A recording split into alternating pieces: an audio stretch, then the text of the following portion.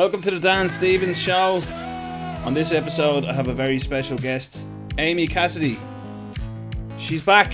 She was on the podcast before when it was just audio. Last year, was it? Just audio in your kitchen. 2025. Just a humble building with electricity and central heating, and now I'm here in the podcast studio where there's no electricity. Yeah. That wasn't in the script. There's no heating Thanks whatsoever. for having me back. No bother. So, usually on Tuesday's episode, it's me and Dylan McDonough. But Dylan McDonough broke up with me this morning. He said it's not you, it's me. It literally felt like a breakup. He told me that. Well, what I'm going to do is, I'm not going to say any more about that, but Dylan McDonough will be coming back as an occasional guest. Sorry to anybody who's just tuning in or listening or watching because of purely Dylan McDonough. But that's how it is. He's agreed he'll come back as an occasional guest. His schedule has just changed a bit. His schedule has changed, so... Are you just going to be in like a podcast situationship? Oh. Instead of a committed podcast Maybe. relationship? That's like, I might suggest that to him. Could be in a podcast thruple. Yeah. No, it wouldn't be a thruple, it's only two. Do you want to be in a podcast thruple with me and Dylan McDonough? Yeah, go on. Please follow if you're listening on Spotify. Please rate 5 stars. It's good for the algorithm. And if you're listening or watching on YouTube, please like, follow, subscribe, whatever. Share it. Thank you. Alright, anyway, Amy, you're very welcome. Thank back you. Thanks for having me again. to the podcast. So there's now no heating and way less comfort, but there is a camera. It actually is more comfortable because they're better chairs now. So. What was the last chairs like? They were like bar stools that were real rickety and like didn't have proper backs on them, and they kept squeaking. Yeah, they did. They did. The last time you were on, go back to that episode if you want. Actually, remember, there's a massive back catalogue of episodes on when it was The Truth Is In There, and Amy was part of the storytelling season where I got guests on to tell stories of their choosing. She told her story about her cat that went missing for how long? She was gone for 2 weeks, but she was stolen. She wasn't that Stolen for 2 weeks. Yeah. And returned Yeah. I found her after 2 weeks. after 2 I weeks. thought it was way longer than that. It felt like way longer because it was a big drama and the guards were involved, and then she threatened me with the Yeah, guards. well, look, go back. You'll see the back. episode there if you go back on Spotify or Apple or wherever. I don't. It's not on YouTube, but anyway, today's episode is gonna be 5 questions for a female stand-up comedian. Female. Stand up. Female comedians love when you introduce them as, this is a female coming up to the stage now, okay? We love it when they say, now we have a lovely girl coming up next. Yeah. We're never funny, we're like lovely. So our next comedian is a female, and doesn't she have a lovely bottom? Yeah. That kind of thing. Now, brace yourselves. The next act is a woman. Is a Or sometimes there might be 2 women, and like, there's 2 women. 2 women on the lineup. Yeah. Yeah. And then they still don't get your name right. Yeah. Yeah. It's It only definitely happens sometimes. Some places. there's many minorities in this world, but females in stand-up are a minority. Yeah, but yet we're not, because there's loads of us, but we never see each other because we're rarely booked on the same night. I think 15% of comedians are female. Which Really? is in general, Okay. I think. Did you just make that up? No, between 10 to 15%. But it's still a big minority. Yeah, but I feel like at like the very high level, there's a lot like that ratio. I feel like it's higher maybe. People like a good ratio of male to female. People want more, you know what I mean? But there's just... Because most of the time the audience isn't all men. Yeah. There's women, and you'd want to see yourself represented. Yeah. You know what I mean? Yeah, I think male... It's weird as well. I think female comedians get like Joanne McNally, I'd say all of her audience would be female. And Emma Dawn, because women love getting together and going out to a show and a night out. Lads don't do it as much. They still do it, but like women, like I think women have more friends. And they have like really good friendships and like gangs of friends, and they go out together a lot. Yeah. Where guys kind of don't plan outings together as much. So I think that's why there's a market for like big. Definitely. And you're one of the, forgetting about female or male, you're one of the hardest working comedians out there. Oh jeez. Well, you are though. You're very consistent, like. Yeah, I am. In fairness, I don't stop. Yeah, a lot of people come in and out, and they duck in and out of doing comedy. But you've been, how long ago did you start? I started in August, September 23. So this is my third year. I've been doing it 2.5 years. And how many gigs would you say you've done in total? Oh, couple of hundred. I done like my first 100 in less than a year. So and I done like way more than in my second year. A couple of 100, yeah. And I haven't stopped really. Yeah. Like I think the longest I've broken is like 2 weeks maybe for like Christmas, 2 or 3 weeks. And during that time, did you feel anxiety of, oh my God, I'm losing it? Yeah, I'm losing my ability. That happens to me after 3 days. Oh yeah, like this year, like January is so tough because you don't do stand up for a couple of weeks over Christmas. Yeah. And then the first gig back is just, you're just terrible. Like just rusty and like I wasn't even in my body, and I'm like, this is why am I doing this? I'm so terrible at this. Yeah. Like, why do I think I'm funny? Why, like, what am I doing? And then I just done a couple of gigs, and then you get a good one, and you're like, oh my God, I think I might be all right at this again. Yeah. But it's like, it's the 1st of February now, and like January's over. I done a few gigs. I can do it. You stopped the rust from coming in. Yeah. Too much. Just thinking of that now, there was a run of gigs I did in November, December.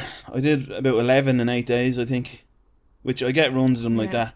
But I just did the Laughter Lounge. I don't know if you know that. Jeez, I didn't know that. You never told me. You should have mentioned it. Just did that. Did I tell you I'd done the Laughter Lounge? Yeah, just fresh off. Did I tell you? Yeah. Did I tell you I booked the Laughter Lounge? I was in there twice actually.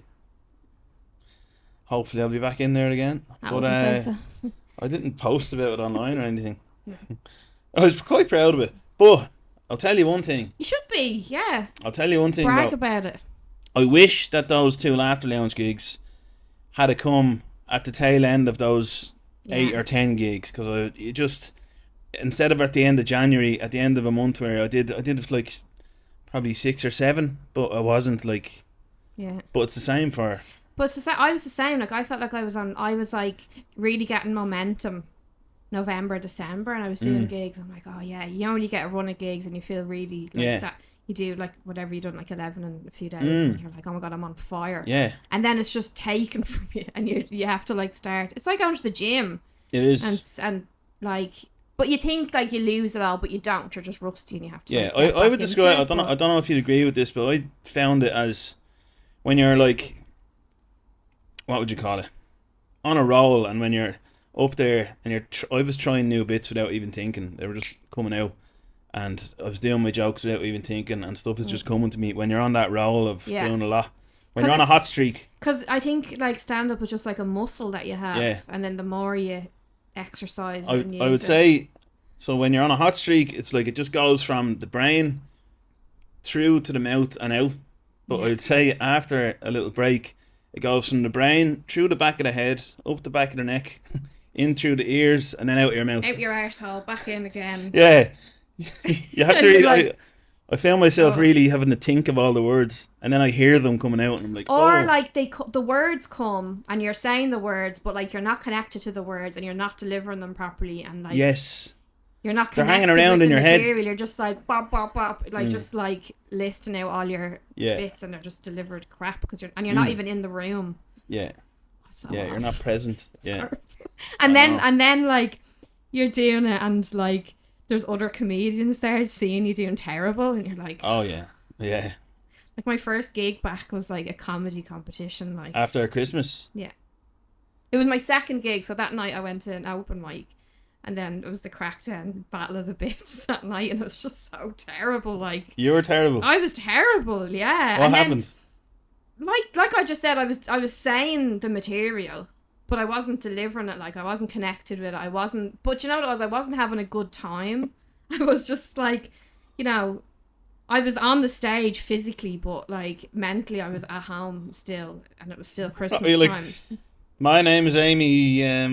Yeah. Something. Anyway. Yeah. And then you get a bit of a laugh. Amy, Cassidy. Yeah, and I'm like, well, that was terrible. But then I have to, and usually I just scurry out and go home and just, you know, comfort myself with a packet of crisps or something. And I had to stay till the end because they had to vote for who they liked. Oh. So we had to go up and stand on the stage. But actually, there wasn't even space for me. I came on, I was like on the edge, they couldn't even see me, and then the audience had to applaud for like their favorite act. So when it came to me, there was just like no applause. To just validate how terrible I done. So that was nice. Kick into your skin though. Comedy competitions are, I don't know how to describe them, but it's just lambs to the slaughter, and they always have them in January because it gets people out of the house. They're bringer shows. It's newer. Usually they'll put new comedians in there that are in their first year, and all of the people they know are real enthusiastic, so they're like, come vote for me in this competition. Yeah. And then all their friends come out, and then it fills up the comedy club because nobody else wants to go to a comedy club. It's a great marketing strategy. Oh yeah. But the comedians are the ones that... But you are stripped of your dignity. Yeah. And it's so... Because, like, I personally try not to, like, compare myself to other people constantly. I'm like, just focus on you. You know, you don't... You know, and it doesn't have to be so competitive, you know, because there's comedy clubs, there's spots for us all, or whatever, you know. There's opportunities for us all. That's the way I see it. But, like, that just defies the whole... Yeah. Like point of that when you do a comedy competition, because you're literally compared, right, who's the best, and if you're not a winner, you're a loser. Yeah, look, so I won Ireland's Next Top Comic in 2024. Did you know that as well? Jeez, no, you should have said something. But I was trying to talk about. You're so humble. I'm just talking about competitions. You don't put it in your Insta bio or your poster, you know. I'm not trying to like. Out there more. I'm not trying to like secretly push the show that you're supporting me in the Clonsilla Inn on the 6th of March or anything. And tickets are available in my Instagram bio. But no, I just want to talk about how I went. Like, I remember I was so pissed off to be in a competition on the final of that competition. I was like, oh my god, and it goes against everything you believe. I don't want to do this. Like, I was like, fuck this. Like, I'm going up against 9 other people here. Oh, they all brought loads of people. I don't want to do it. Like, I just want to get this over with. And did you bring anyone? My sister and her friends, I think, a couple of them. You had a couple of people there. Yeah. Just my sister and her fella, I think, actually. Well, we're just counting up the votes, like how legitimate comedy competitions are. It was there was loads of people from Wexford there with Brendan Robinson. I think he brought a lot of people. But it wasn't it was a judge's vote anyway. Anyway, that attitude paid off because I was like, I just want to fucking get this done with, and I was pissed off, and it suited my material somehow. But I've done competitions since, and I haven't got through the first round. But I'm a very competitive person as well, deep down, and like I know that it just awakens that beast in me, like that competitiveness. I don't think I've ever won. I've won one thing in my whole life, and it was swimming years ago, and that was it. Yeah. And I just hate losing. Like, I hate it. Like, you talking about towards the egg when you were born? Yeah. When I was a little sperm, I was a great swimmer. Yeah. And that's why I'm alive, and that's it. What was it? The swimming competition? Yeah, it was just a gala in skill, and I came first in the backstroke. Yeah. Nice, well done. Yeah, and I didn't even do swimming lessons. I just jumped into the swimming pool when I was a kid. So that's my only achievement in life. And have you any competitions coming up now? No, I'm not doing them. You're not? And I said I didn't do any last year. No, I done one last January, and I was like, I'm not. And I'd said I wasn't gonna do competitions, and I done it, and I lost my voice, and I done it without a voice. Right. And I was like, see, that's karma now, because I said I wasn't gonna do it, and then I was asked to do this one. And I was like, oh fuck, okay, they got me. Yeah. Bad day or something. Yeah. I did the Cherry Comedy one just a few months ago, and I didn't get through the first round. So, yeah. And how long are you doing comedy? Nearly 3.5 years now. Yeah. So it's good to know that means nothing. I know. Yeah. Yeah, I was done out at that night. Anyway, no, I wasn't. I was. They should do it in weight categories. Yeah. Who would be? Because you'd probably win in the. Oh yeah. Very nice. The heavyweight championship. Yeah. Who would it be between? Who would be up there? I'm the heaviest. Yeah. So who'd be in your weight would you say I'm the heaviest comedian? No, I don't know. I'm trying to think of like top 5 anyway. That too. You would, yeah. Top 3. Yeah, there's You should do your own competition. Vittorio is a big man. He's a big South African fella. Oh yeah. He's big now. I think he's heavier than me. He'd be a top competitor. He's a big lad. And then, Jesus, who else would be in the heavyweight? No. Because you're tall as well, so yeah. And they should do age category as well. Yeah. We'd be against each other in the age category. Yeah. The over 35s. Yeah. The over 35s. Little soft slaps. Oh. Yeah. The seniors. Yeah. They'd have to have it at 7 o'clock because you can't stay out too late. No, the middle of the afternoon. Yeah. 1 o'clock in the afternoon. Anyway, I thought up a few questions earlier for you. Okay. Just stuff that you want to know about me. Stuff that I want to know about what it's like being a female comedian in Ireland. What that experience is like for you, navigating through all the perverts. Wow. And through all the dirty, smelly, rotten open micers. Yeah. Dirty, smelly, rotten, horrible bastards. They're not, are they? I'm only messing. No, only.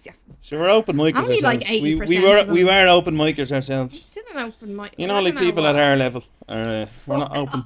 What? Oh, I see my level now. See, at our level, do you love when people say that to you? No, but you love it. Well, you know the way you know our level, Dan. A few people have said that.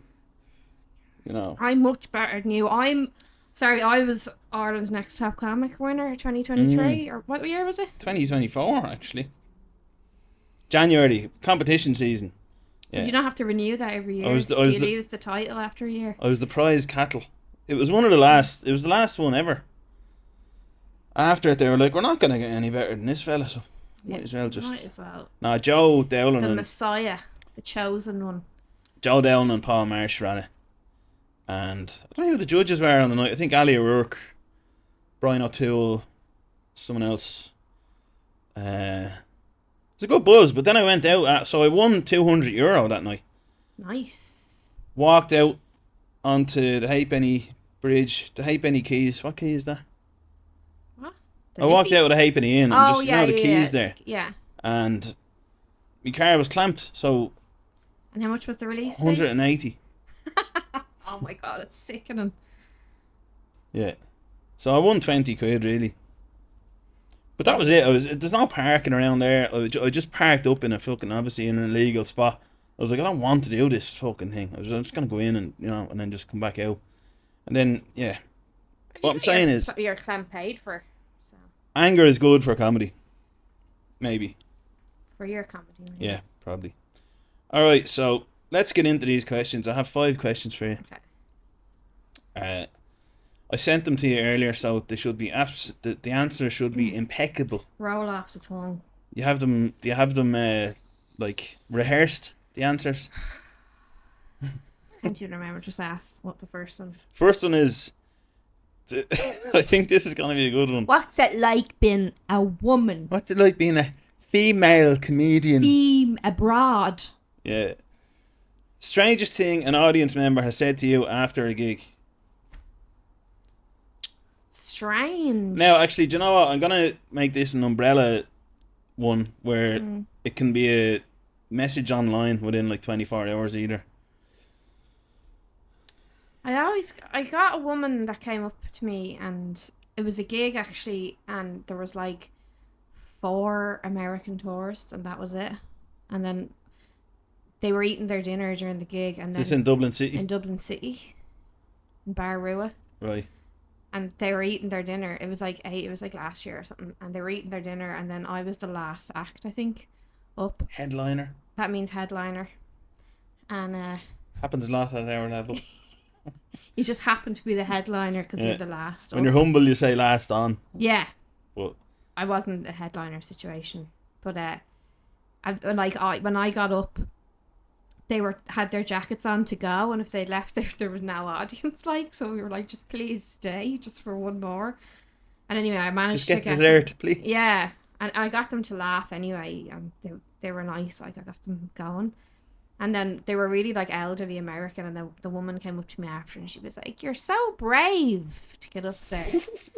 It's just so brave what you're doing." And I'm like, all right, well, I thought I was trying to be funny, but like, I guess I'm brave.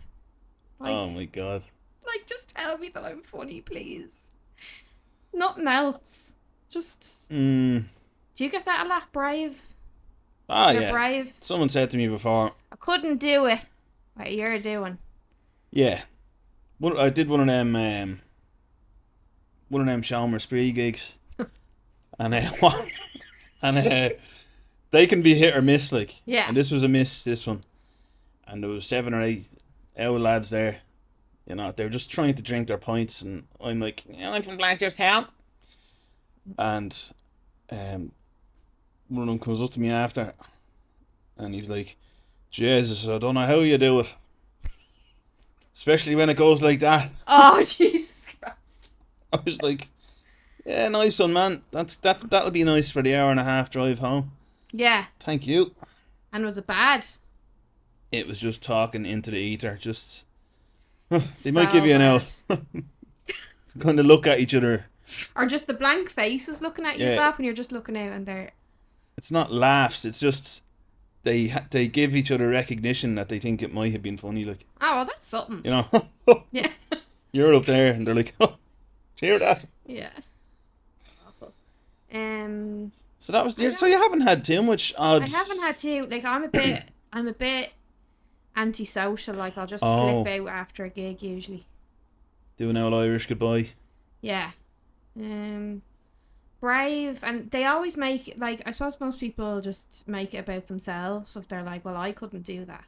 Couldn't. Or, I'd love to do that. I couldn't do that. And nothing really that strange, I don't think.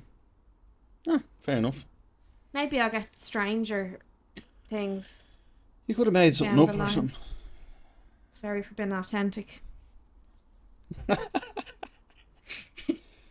Alright. I thought there was going to be fellas like sending you pictures of themselves chained up in gimp suits. I don't get any attention from fellas at gigs.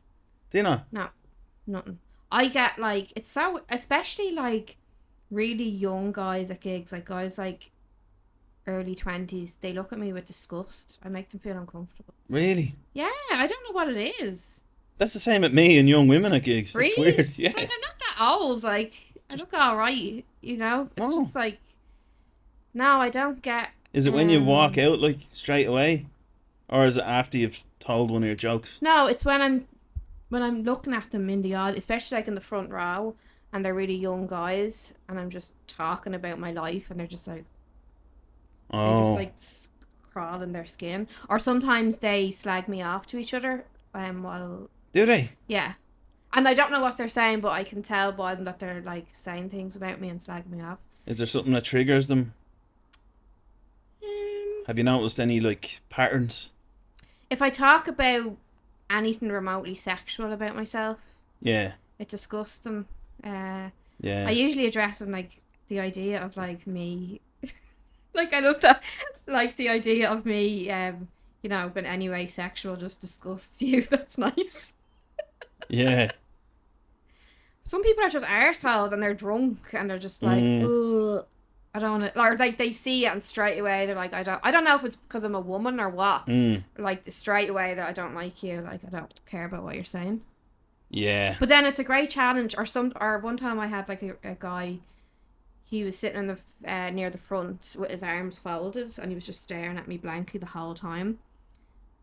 not smiling or not. And I was like, right, I gotta get this out to laugh. And I eventually got him. He was trying, like, you could tell he was trying his hardest not to laugh.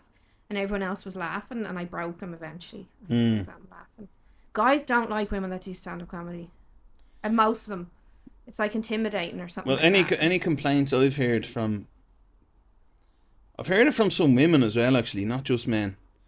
But that women lean heavily on sexual themes in stand-up. Yeah, so do guys, though. I know. But we don't like hearing about women talking about sex, but we're alright with guys talking about it. I think a lot of guys are extremely unfunny talking about it as well. I think it's a thing that's it's so personal and common for everyone that it's very hard for anyone to make it funny, in my opinion. Yeah, but it's very obvious. I don't do a lot of sexual material at all. Like, I do about, like, relationships. I've one joke about meat inside me. That's, like, the most sexual, but it doesn't land that well in me. But it's more creative to think outside the box. Definitely. Of, like, your genitals and your body. Yeah. And And I think any comedians that you see who have made it, who are doing well, who are professionals, you won't really hear them, and I'm talking about male or female, like, you won't really hear them talking about that stuff much, and if they are, it's really, really intelligent. A little bit, yeah. Or, like, a little bit, like, because then sometimes as well, if you have a good, like, if people are, like, drunk people love a bit of dirty talk as well, like, a little bit, but, like, your whole, like, going out with sexual stuff is hard. I got advice from, like, a more experienced Aidan McCrane, actually, advised me that, like, women can't open with sexual stuff. You have to, like, gain their trust a bit before you introduce. But I think guys are the same. It's like, imagine meeting someone for the first time, your first impression, and you start talking about your dick or your vagina, like. Yeah. I know. Because that's like the audience first impression of you is when you get up on stage and the first thing you say, like. Except multiplied by 50. It's like, instead of saying it to one person. And then it's so weird because you do so many gigs, you need to become desensitized. Like, imagine, like, for most people, the idea of going up and just talking about riding to strangers is like. Yeah. But, like, I don't know, but I think when you do so many gigs, you forget that it's very, like, personal. Yeah. And you're literally just getting up talking in front of strangers, like. It's even like, someone could say to you after, like, if someone wanted to be completely honest, and you are a comedian that opened with a joke like that about, say, a man talking about his dick, someone could come up to you and go, look, I've literally paid €10 for you to tell me about your dick, like. Yeah. You know what I mean? But it has to be fun. Well, yeah, I don't know. Depends what. Yeah. Find funny, but it makes people uncomfortable as well. And I don't want the audience to be uncomfortable. Yeah. Yeah, you're right. Neither do I, and I see them. Sometimes I've gone over the line myself as well. But they want you to be a certain way. I find that's when jokes work. It's you are being the way they like you to be. Yeah, and that's why they're laughing and they're happy. You don't do any sexual material, but you said before that it doesn't really work for you. It doesn't really work for me. There's suggestive stuff, and there's stories that are true that have happened to me in real life. But yeah, they don't like me for some reason. They want me to be a big, gentle, cuddly bear. I think. You know what I mean? Same. But I think that's kind of what I am anyway. I like not talking about that. It's figuring out what's funny about you. Yeah. Because there's only one you, so there's something that is naturally funny about you. I'm a big, clumsy, fucking... friendly, clumsy, probably a bit naive. I know I am because of my past experiences. Yeah. And that's what I lean into because that's what my life has been like. And people like the authenticity, I think. That's your kind of persona of, like, you. And then you have the things you've been through in life and the things you're interested in. And that's basically what you talk about. Yeah. And that's why you're doing well. Yeah. I think, I like... Well, do you want to move to the next question? Or would I... Because I don't know if that leads into... no, this comes later, yeah. The next one is... Do you get much unsolicited advice? Fucking hell, what's wrong with me? Unsolicited advice from male comedians. Do you get much unsolicited advice from male comedians? I'm just going to give you a bit of advice about that. Oh my God. Go on. Honestly, no. No. I know, like, female comedians complain about that, but I don't And I like getting advice from people as well. Like, I like getting feedback. You've given me advice before, I think. Did I? Just like talking about doing material and stuff like that. But was it okay advice? Probably. Yeah. Can't remember, but because we discussed like ideas and stand up and jokes and stuff like that. I don't know if it's like the vibe I give off. I think I can come off a bit standoffish. And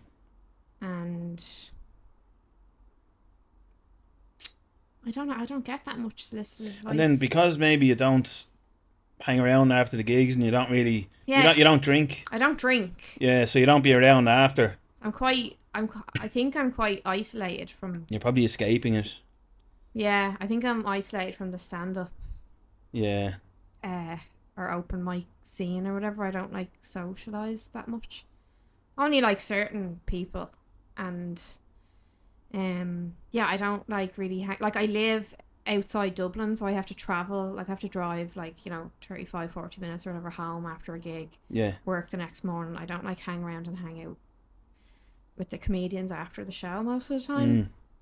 So I'm kind of just like on my own. Thinking stuff on my own, and like whoever I like, I talk to yourself or a few other comedians that I'm friends with, and I just talked about so all the feedback I get are like from people who I value their opinion, or like I get good advice from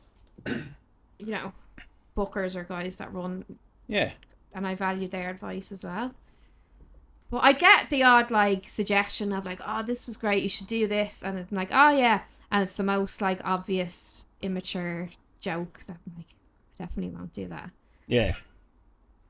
I take it with a pinch of salt. But it's in good spirit. There's no like people being know-alls really. No, I don't really, or like people talking down to me, like, because I know like a lot of women experience that of like whatever mansplain or whatever they experience with like men giving them advice. I've got, actually, do you know what, now that I think of it, the most unsolicited advice I've gotten has been men that don't do stand-up comedy. Okay, there you go. They're the ones with the unsolicited advice. Like I had like a whole bit, and the guy I know it was actually a guy that seen me at a gig and followed me on Instagram, and he was messaging me on Instagram, and he was like, oh, that bit that you were doing is like, it's kind of funny, but I think like a lot of people wouldn't really know what that is. Like I don't think they get it. I'm like, all right, well I've done that bit about 100 times and it works pretty much every time. So. Oh. That's the stinger, isn't it? When you get messages like that. Yeah. It hits you a bit, doesn't it? Yeah. But then, whether they're right or wrong, it's kind of Yeah. It's It's kind of painful. I didn't expect that or want that. No. Why would you say? Or ask for it. But it's so like how. I don't know. Some people are such know-alls that they think they are experts. There's just people that think they're experts in fucking everything and they've no experience in it whatsoever. Yes. Yeah. Makes Wouldn't sense. That be a great idea for your skits? You could do that skits. for your skits. Yeah. That could be a skit. No, this. It's always like lads that don't have any experience and have never even been to a stand-up. Yeah, see, show. I think that's what makes it. I think Ireland is the most difficult place to do stand-up comedy because you're guaranteed that at least, I'd say 90% of the audience either think they're funnier than you or they know someone that's funnier than you. Because humour is our currency in Ireland. In my family it was funny. Anyway. Yeah. It's like your status in the local pub goes by your sense of humour. Who's the funniest fella or woman in the pub? This character. This one is some character. And then kind of... Or even in a job, there's always someone really funny. You know, just characters. Yeah. That are hilarious. Like the funniest people I know aren't stand-up comedians. Yeah, same. Probably same as you, yeah. Same. And... yeah, it's for the Irish people in general, I think it's our ultimate defence mechanism. Yeah, but then we do have a great sense of humour as well. So, like, usually if you get an all-Irish audience, it's brilliant. Yeah, definitely. I've done gigs in America and I've hit punchlines before and it'll get a laugh, but you'll hear people going, "Oh my God!" You know? Yeah, because there's the Irishness. Oh my God! But then when you do the same joke in Ireland, people just laugh, you know? They just laugh at it or they don't. Yeah. Or they just kind of, that was good. Because it could be just like a common Irish mannerism that's just like hilarious, but we take for granted. Exactly. Experience so much just day to day. Yeah. But I think it's doesn't surprise me in a way that you got that message from someone who thinks they're funnier than you, but would never have the balls to go on stage themselves. Yeah. Yeah. But their whatever it is, their ego or their I don't know. They just presume that they would be great at it. They know better than you, even though you have so much experience. TikTok is the ultimate breeding ground for that, of people telling you you're not funny. And then as well, there's this whole thing of like people watching crowd work clips on TikTok, Instagram, whatever, online, and they don't understand stand up, and they just think that's what stand up is, just crowd work clips. Yeah. And then they just, they comment on your TikTok video and say, "This isn't funny." Yeah, and you call yourself a comedian. That's what they say. I haven't got the women aren't funny comment on any of my videos yet, and have you not? I know that will be the day where I'm making it. I'm doing well. Yeah. By getting a man to comment that. That's my goal. Do you want me to do that? I can do that on your. No, just pay a stranger to do, or do you make up has to be an account with no profile picture, or just like loads of numbers in the handle, and then comment. Yeah.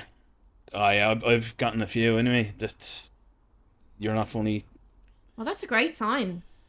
Yeah, I mean, it's like you could say, you put your joke out there, you might misjudge it. Like sometimes you're throwing a bit of shit at the wall sometimes with regards. My thing is that people just misunderstand my humour, I think. Yeah, but generally. You're not for everybody. Nobody is for absolutely everybody. And then people will... It will get very little likes and you'll get abuse, like so. Oh, yeah. So it is actually shit. The cherry on top. So it's bad the price of one. When you put something out that's actually, like... You can see by the numbers, it's definitely shit, because nobody likes it and loads of people have seen it. Yeah. And they tell you your shit. That's the worst. Because then you can't delete it. You can't... Like stand-up itself, like, trying you with, like, bombing or doing badly and, like, get that rejection of, like, and just having to have a thick skin. And then, like, on top of that, of, like, having to put stuff online, you need to do that. And just a whole other layer of, like, just rejection and just people being shitty and just telling you that you're terrible is just... Yeah, I mean, I think I got one before saying, I don't know how you can call yourself a comedian putting this video out. And there was nothing I could... I was just like, yeah, look, I'm sorry, mate. Yeah, I'm sorry. Yeah. I'll do better next time. Did he comment under? Yeah, he was like, no worries, pal. And then he added me then. That's a great way to, like, give them, like, love back. Yeah. He's like, mate... How are you a comedian? I don't know. And I was like, sorry, man. Like, I'll do a better one next time. Yeah. All right, but no worries. But isn't it great? He's added you. Well, he's like, well, at least he's trying. Like, well, but isn't it great that you're just like? Can you imagine him when I'm gonna keep putting videos up? When he saw that I responded, he's probably like, yeah, because he wanted the fight, like, and it's just for attention, like, but like. It's so funny because we're looking for attention and like stand up and putting videos out, but they're looking for attention too. Yeah, we're all just looking for attention. I know everybody is. Yeah, that's the ultimate goal. Because an argument is attention, like it's just a different type. Yeah, then the only time we get real attention is at our funerals. Yeah. Do you ever fantasize about your own funeral? How many people will show up and who's going to be there and what they're going to say about you and how upset everyone's going to be?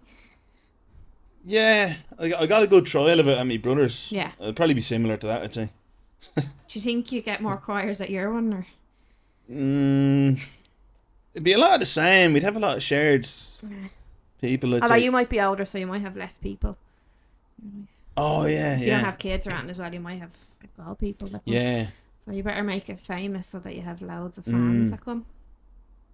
Yeah, we want to make it a good funeral. That's the ultimate goal. Yeah. You know, I think, yeah. Have you thought about it? All the time. Really? I constantly think about death, like. Yeah. Obsessed with death, yeah. I'm very morbid. It just fascinates me, like. What do you think's going to happen? This is a gay Byrne question, isn't it? What do you think St. Peter will say to you at the gate? At the gate now. Well, what? Now it's said and done. What goes through? Is it a common theme that goes through your mind, or is it? Do you mess around with different possibilities, or? I feel like I'm not afraid of death, and I'm like not excited about it, but I'm like I'm just because it's coming for all of us. Yeah. And we're all so terrified of it. And it's like, we can't talk about that. It's so morbid, but it's the one thing that all of us, it's going to happen to all of us. Yeah. And then there's so much linked to like, and like wanting to be famous or like, you know, it's like you need to leave like a legacy behind you, like when you die or something like that. But I always just think of, like where you go when you die and what that's going to be like. Faking the old death would be great, wouldn't it? Yeah. And you get to go, like, you know, I'd fly a little drone over the funeral. Oh yeah. Have a look at everyone. Yeah. Then you come back then. I believe in kind of like life after death, so I think it's going to be really cool. Like you're not in a body anymore and you're just a ghost. Like. Yeah. Now that's something to look forward to. Yeah, but like, it's kind of like we're all afraid to die, but we all love to go to sleep, and they're probably very similar. Yeah. Sleep is the highlight for me. Yeah, it's great. Gigs and sleep. And there's food. Nice food. There is nice things, actually. Yeah. Some nice things, isn't there? In fairness. You have to hand it to life a little bit. Like, there's being in a body is like hard work, and there's shit sides to it, and then there's great sides to it. Yeah. Yeah. No, that's true. I love when bodily functions are all working well. That's lovely. Yeah. Isn't it? When the body's working well, and yeah, but it's like constant maintenance. I done mushrooms a couple of weeks ago, and I was like, it heightened everything of like how hard work it is being in a body. Like, I need to go to the toilet again. Oh, now I'm too cold, and I need to heat myself up. Like, I'm going to be hungry in a while. It's just like constant. The mushrooms making you aware of all this? Yeah, I was like hyper aware of all my senses while like tripping balls. Yeah. So can I not just like maybe can I not just sink into the ether and enjoy whatever trip that I'm having? You know, go to another dimension. And you're like, no, actually, and your body's screaming at you. And like, it's so uncomfortable sometimes being in a body, like telling you're hungry, like, and stuff. Yeah. Maybe that's the magic mushrooms trying to like promote their edible cousins. Let's get her to buy some of our. Yeah, you know? The other mushrooms. Yeah. Yeah. Do you think mushrooms like being eaten? Well, I mean. Well, they eat us when we die, so. I'd say it depends who's eating them. Like, I'd give them a very quick death, you know. But some people enjoy their food a bit more and they savour it a bit more. I'd say that's torture for food. Do you think they can feel it? Oh. No. You're a vegetarian, aren't you? Yeah, I eat fish though. I started eating fish. Yeah. Well, and I started drinking bone broth as well. So I don't like the label of it, but I don't eat. Yeah. The way I see it, like, I'll only eat something if I could kill it if it's in front of me. Yeah. I think that's fair enough. I think my main thing with if the cows and the sheep and all that, I love them too. I love cows and sheep. I know what you're about to say. If we weren't eating them, they would have never been born. But they don't want to be. But who says they want to be born? Who says I want to be born? Exactly. I don't want to. It's all the same. Yeah, but like, you're doing them a favour by not eating them because they don't have to be born and they're just floating around beforehand. Or they get to become something else, like a leaf or a mushroom or something. Well, a sheep would be a cloud, wouldn't it? Would it? Looks like one. Yeah. Alright. Anyway, we're not going to get into that. So this is your second time on the podcast. There could be more. We might make you a regular contributor. I want to have regular contributors. Was last year the probation, and I must have done. Is this another probation kind of? See how it's going. I don't know. Well, like Dylan McDonough broke up with me, and then I'm your rebound podcast. Yeah, yeah. Anyway, let's get on to the next question. That was a nice little What are you talking about death? Yeah. It's great. I love that stuff. Does your dating life influence your stand-up? Yeah. Like, all my relationships influence my stand-up. Yeah. I think it's a popular topic in stand-up for both comedians and for audience members. They love hearing about people's stories. Relationships are like, it's so part of the human experience. Yeah. But, like, it's not like I date a lot. Yeah. But, like, I'm doing stand-up about, like, because I'm getting a divorce this year. So that's relationships, dating. You're getting a divorce, but you've been not together for... Yeah. Like, divorces don't always happen straight away when you leave someone or split up with someone, do they? They take a lot of time. You have to be split up 2 years in Ireland to have a divorce. Do you? Yeah. And what's the equivalent in, like, America? Or there is the UK? None. See, divorce was illegal. It only came in the 90s in Ireland. And that was, you had to be split up 5 years up until only a couple of years ago. And they changed to 2 years. Wow. So I'll be looking... Just in Ireland it's like that? Yeah. I think so. I don't know. It's Catholic Church. Yeah. And there was clips of, you know, they had a referendum, I think, maybe in the 80s or early 90s for a divorce, and it didn't get through.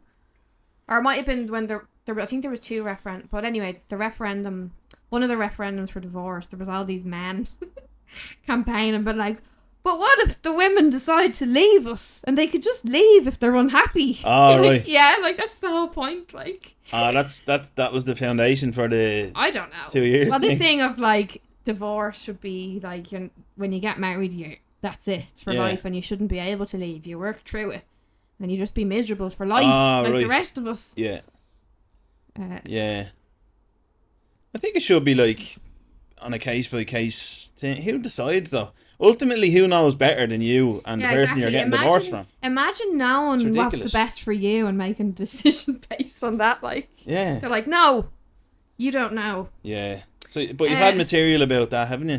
Material. It's inspiring. Like, because, like, it's weird because I done stand up when we were together, and then it was all about, like, our relationship and stuff, and then we broke up, and I was kind of, like, for a while, it was like I had to change my whole identity sort of in stand-up, like, new material of, like, not, like, being single and stuff. Yeah. But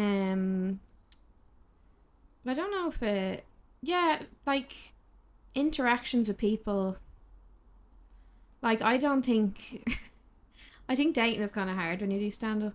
Or, like, relationships, like, having a relationship. I think there is a kind of a curse. I'd say... I know there is stand-ups that are, like, married and have relationships and stuff, but I think a large population are single.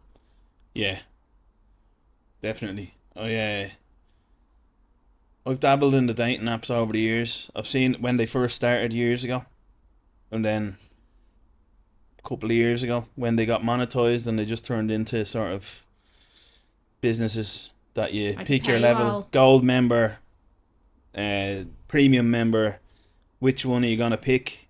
The more you pay, the more matches you get, the more people that like you and stuff, or that you get to see or swipe and all this. And there's a friend of mine that's on them at the moment, and the last time he was on them, he would have been in his late 20s or so. Now he's 10 years later or something. And so was he in a relationship between that time, or did you just still? He's in a few, but he's delved back in lately, and my God, it's a fucking rough world out there on them apps. I think when you see people talking about dating apps though on stage, like doing stand up, I think people kind of groan a bit and they're like, oh. I think everyone feels a bit like everyone collectively like hates them, so they don't like hearing that material. Yeah. Or something. Yeah, true. I think it works as like a trigger for another story. You know, it's like if you're gonna talk about the apps, make it just be that it started on the app, and then tell us about real life. What happened in real life? You know what I mean? True. Yeah. But yeah, he's been thrown in now at the older end as well. He was back when he was on the before. He was in with all the like whatever, like 18 to 30-year-old section, and oh yeah, people that were real social, and yeah. Now it's like he's in with all the people older that have women, given up on life, like life is beating them all up. the older women who, I don't know, maybe they've had like a long successful career, and now they're like, yeah, we want to settle down now. Mm-hmm. And that's who he's lumped in with now, and he's not happy. Why isn't he happy? I just think, I think a lot of them women have kids from past relationships. Yeah. Which is tough for a new relationship. It's something that you really have to navigate, I think. It's like a very extra thing. Baggage, exactly. But I feel like now, because I have I don't have that much baggage, but I've no kids, but I've the baggage of like I've been married, and I'm like, well, I've done that. I don't want to do that again. And you were in a long relationship. It's a long relationship, so I like the type of relationship I'd want isn't like traditional, I suppose. Yeah. So I would only be interested in starting something with someone that has baggage as well. Yeah. It's like, because it's life experience, although kids are kind of different, but like life experience is a good thing. Or maybe guys are different, because some guys like to be with like younger women. That's what I'm saying. I think that's ultimately what it comes down to. But I just think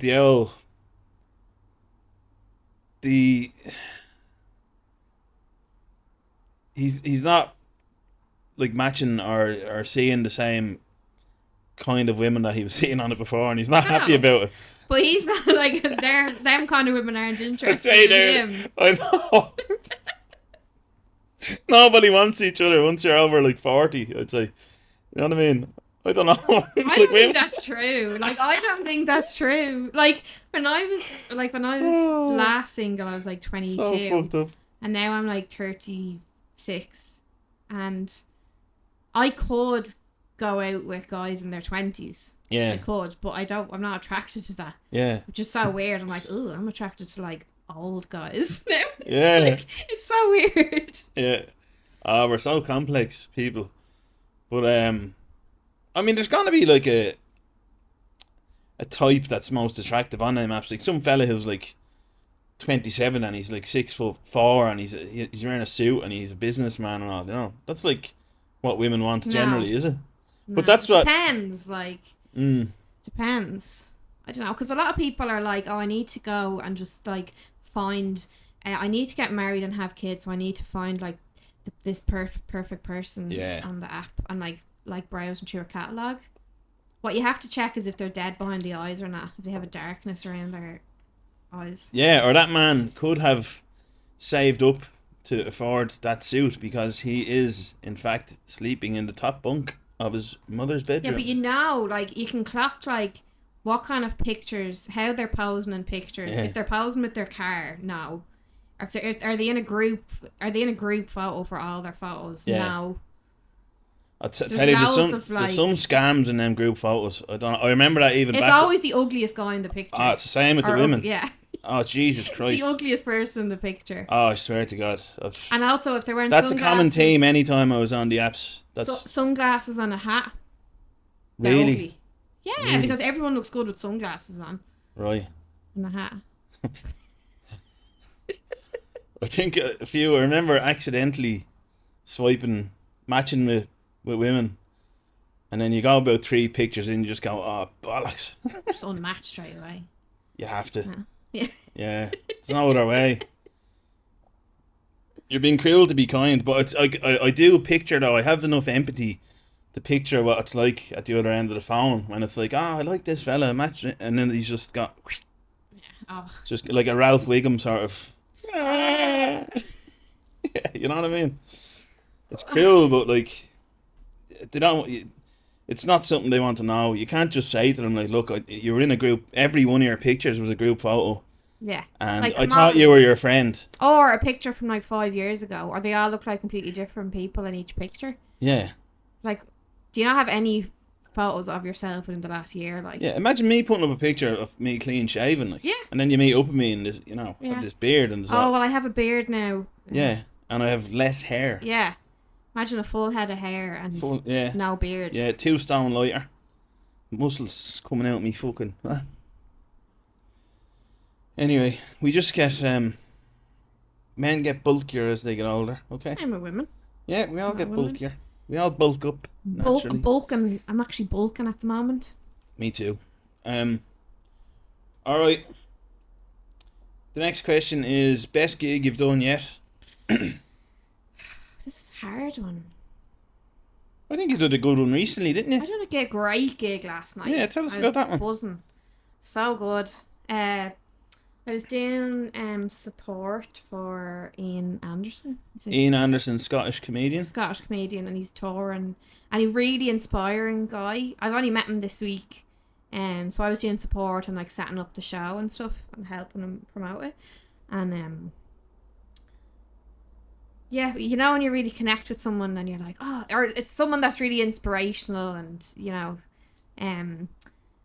so it was great to like work with someone like that and on the same. So I'd done support for his show last night and it was packed out, sold out, and it's like such like pressure when you're opening for someone and like it's about their show doing well, so you want to make make it easier for them. And the audience were just like up for the crack like straight away. I didn't know if I had to do like some crowd work or not, and I just done a joke and they were just on board straight away. So they just like, I was just, and when you're just really enjoying your material and then you get a laugh that lasts like ages and it just feels like, oh, it feels like drugs. Yeah. It's like a wave of laughter and you're like, hook it up to my veins. Surfing the wave of laughter. Yeah. I enjoyed it. But like, it's so like when you're enjoying yourself, the audience are enjoying yourself. So I just like was just really enjoying it. They were enjoying it, and just like it's just worked doing all them shitty gigs, for like like a couple of tourists that you get a couple of laughs out of, then you get a full room that are just like on board the crack. Yeah, I had the bank holiday Sunday night energy. Yeah, people were out to be out, and they were out and they were there. They wanted to go out and see a show. Yeah. They bought tickets and they were like so. And it was just great. I was just buzzing after. And then even today afterwards, I was real inspired. I wrote loads of material and I felt like it was just a great atmosphere. Yeah. And then a man said that I was very funny after. Oh, what happened? I was at the door and he came up to me after. Were you trying to slip out? Or you couldn't because you were hosting? No, I couldn't. Yeah, so I had to hang back and talk to people. There you go. Sometimes good things happen. And I actually hugged some people, which isn't like me. And then this guy came up and he was like, "You are hilarious. You're the funniest person I've ever seen. You're the funniest person I've ever met." I don't know. I'm doing like an owl lad accent. He was like probably like in his 40s or something, and gave me a hug, and I was like, nice. Wasn't that worth it? Validation. See that, but it just shows like the up and down. Like a month ago was when I done that competition, and the audience didn't even give me any applause. Yeah. And then like you're doing a gig where they love you, and then I'll do another gig probably in a week or two, and they'll be like, "What? Who is this? Like, what is she? Does she think she's funny?" Well, they're gonna love you in the Clonsilla Inn on the 6th of March. Hopefully. When you're doing support for my show. Yeah. With Diane Frisbee as well. Well, it's going to be a great night. Yeah. Delighted to have you there, because it's just very good. I have a few people coming, I think. Yeah. Loads of people, when you tell people you stand up, and they're like, "I'd love to see you now. Let me know when you're on." And you're like, "Tomorrow I'm on." And they're like, yeah. Then they don't come. Yeah. And now I'm like, because it's in Blanchardstown, I'm like, well, you've been telling me that you want to come and see me, so come and see me. I'm right on your doorstep. Yeah. Yeah. So tickets are only 15 quid as well. 15 quid for a ticket, like. Bargain. Plus €1 booking fee, like it's not much. Yeah. So, anyway, right. So that's, I guess, your latest gig was the best one you've done, yeah. So so I'm on a high now. That's a good place to be at. Because you're only as like good or as happy with yourself as your last gig. So you have to enjoy the feeling. Yeah. Savor it. Absolutely. Yeah. Because the bad ones are bad. Yeah. And they hit you hard. I love a gig where it's all women on the lineup as well. Like, I done one a couple of months ago in the Lark Theatre. That was amazing. It was probably that was the last one I really did. Like, I think like when you're in front of an audience that really like connect with you and they're like your kind of people. Yeah. It's amazing. They're always the best gigs. I had that experience in the show I did at Dunleary a few weeks ago. About 30 people there or something, but I knew most of them and they knew my sense of humour. Yeah. That just gives me a shortcut then. You get a shortcut then of like, you don't have to, at the start of the gig especially, you don't really have to win them over. They already like you. Yeah. And it makes it way more comfortable to try new jokes as well. Yeah. Which can be a plus, but also can give you a false sense of security with a joke. Yeah. Because I might work in front of them and then in front of a club audience of like mixed people. They give you the half of them are like, what is he on about? Like, why is he wearing a suit and tracksuit bottoms? Yeah. But I think if like a hot audience or whatever, when you're on like a streak of doing well and you try a new one, if it doesn't work, they won't laugh sometimes as well. Sometimes it's like, whoa, it's like really obvious. Like, yeah, definitely. All right, the final question. This is a bit of a. It's not a complicated question. I think there will be some. I have something anyway, and I would say every comedian has something like this. Mm-hmm. That's like, unless you're well established doing specials on Netflix, they're probably talking about this thing already. But, so is there a topic, that you would eventually, a topic that you would eventually like to talk about on stage, but that you don't feel like you quite can yet? Oh. There's topics that I don't have the skill to talk about yet in my life, you know? Interesting. It's because you haven't worked them out personally? No, it would definitely be like acute mental illness. I'd love to somehow make that funny, like schizophrenia and stuff that I've had experience with in my life. And there's little, as time goes on and the more I do comedy, there's little flashes of stuff that's like, oh, that's actually a bit funny. Yeah. You know, when I think about it, I'm like, that's actually a bit funny about that. Yeah.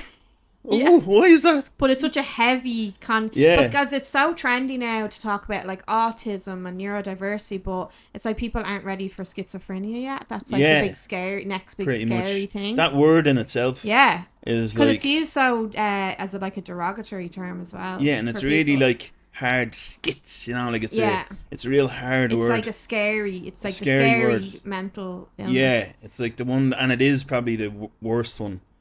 In my opinion anyway, because there's no medication for it. You have to like trial and error with it. It's so like, it affects your whole belief system and your sense of reality, which is like, if you don't have a good sense of reality, like what do you have, you know? So it's really a really serious topic that's affected so many people, and I have first hand experience of that, and I'd love to someday be able to, I don't know what it would achieve, but it would probably maybe lighten it a bit for people, because I think it's a very dark thing. So that's my thing, and I didn't mean to ask that so I could say my thing. You know what I mean? This is your podcast. So yeah, but that just kind of all these questions. That just kind of reflected back on me a bit there. Yeah, I think. What would be your one though? I've started talking about death recently, and it's great, but it's actually been easy enough. Since my granny died a few weeks ago, I done material about it last night and they loved it because death. But I think you have to be out the other side of something before you can talk about it properly. But yeah, and even like breaking up and like having to move back in with your parents and like all this stuff. Yeah. It's like all part of a breakup. It's like, it's figuring out how to deliver it right, but I think it is just having to be out the other side of it. Yeah. And doing material too soon, like sometimes you're not ready to talk about it on stage. Yeah. You're saying it and like you think you're ready to say it, but like it's like emotionally or something you're not. Yeah, and I think they pick up on it. Having the skill as a stand up as well, sometimes it takes a couple of years to develop the skill to do it on stage as well, as the time gone by. Or like flipping it and trying to find a different angle on what makes it funny. Yeah. Yeah, I feel like I talk about quite heavy things, like lately anyway, material. You know, like I've been talking about death, which has been great. I talk about sexual harassment and it does well. Yeah. So I think like heavier subjects actually suit me, but it's just finding the angle. Yeah. Do you know? Yeah. There's one set up on a plate for me as well. Like getting arrested in Florida. I did a podcast about it. Ending up in jail. The black lads taking me in, you know, and going through a whole thing. And I thought people said it to me as well. That's like a show. And I'm like, yeah, it is a show. Such a good story. Like, it should be, but it's like nothing's coming to me. No. Yet, because I'm on the probation now, and I'm still going through it. Basically. You're still in it. Yeah. Yeah. So I'm hoping that after that it will start to come. I think when you're in something, when you're out the other side, you maybe look at it differently. Yeah. Yeah, you have to wait for it to be in the rearview mirror. Yeah, I think so. Rather than the back seat. Especially that adversity.